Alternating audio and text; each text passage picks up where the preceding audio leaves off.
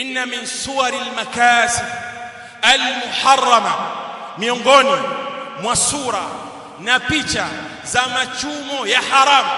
njia za haram za kuchuma mali yake Muislamu, ma yaakhudhuhu almuwadhafu min mali aljihati allati ya'malu fiha,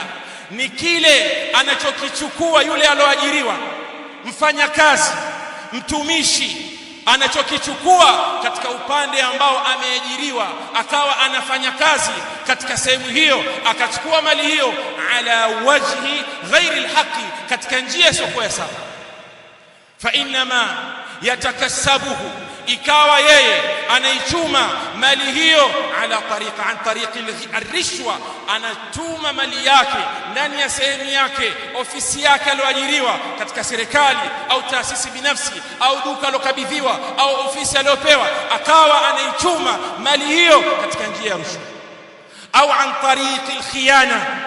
au katika njia ya khiana, akawa anajichumia mali katika misingi hiyo. Hili ni katika jambo la haramu kwa Muislamu,